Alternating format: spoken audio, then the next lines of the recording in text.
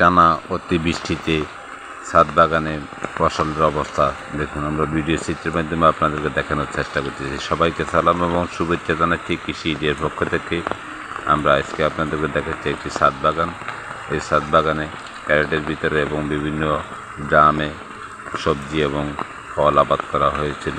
অতিবৃষ্টিতে ফসলের কী পরিমাণ ক্ষতি হচ্ছে তা আমরা ভিডিও চিত্রের মাধ্যমে আপনাদেরকে দেখানোর চেষ্টা করতেছি। এই সময় পানি অপসারণ ব্যবস্থা এবং বৃষ্টি যদি না কমে অনেক ফসলে নষ্ট হয়ে যাবে, তাই মাঠে ঘাটে অনেক ফসল এখন প্রায় নষ্টের পথে। এই ছাদ বাগানটিতে দেখুন বিভিন্ন রকমের শাকসবজি এবং ফলমূল আবাদ করা হয়েছিল। এই শাকসবজি এবং ফলমূল অতিবৃষ্টির কারণে অনেকটা নষ্ট হওয়ার পথে। আপনারা ভিডিও চিত্রের মাধ্যমে দেখতে পাচ্ছেন। আসলে বৃষ্টির কারণে সঠিকভাবে ভিডিও করাও সম্ভব হচ্ছে না। দেখুন গাছগুলা অনেকটা জরাজীর্ণ হয়ে আসছে অতিবৃষ্টির কারণে। পান চাঞ্চল্য খুঁজে বেরোতে পারছে না। যদি বৃষ্টি বন্ধ না হয় তাহলে আরও বড় আকারের ক্ষতির সম্ভাবনা থাকবে।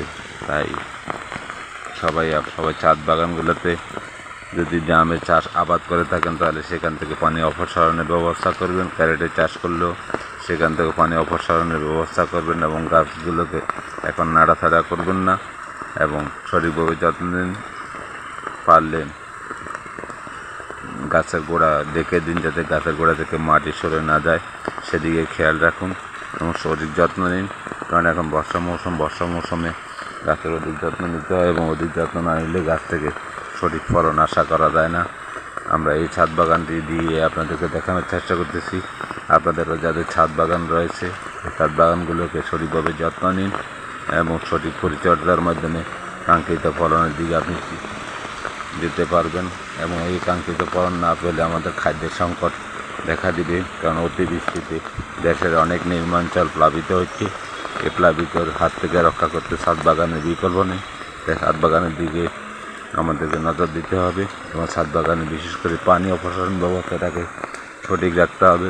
এই সঠিক ব্যবস্থা না রাখলে ক্ষতির সম্ভাবনা থাকবে অনেকাংশ এবং গাছের গোড়া থেকে যাতে মাটি সরে না যায় সেদিকে খেয়াল রাখবেন এবং বর্ষার পরবর্তীতে যে কোনো ছত্রাকনাশক দিয়ে গাছগুলোকে স্প্রে করে দিবেন এবং ভালোভাবে যত্ন নেবেন এবং উপরি সার প্রয়োগ করবেন। যদি আমাদের দেয়া ভিডিওটির তথ্য দিয়ে আপনাদেরকে যদি একটু হলেও সহযোগিতা করতে পারি সেটাই কৃষি আইডিয়ার জন্য এবং কৃষি আইডিয়ার নতুন নতুন তথ্য নিয়ে আপনাদের সামনে হাজির হওয়ার চেষ্টা করে।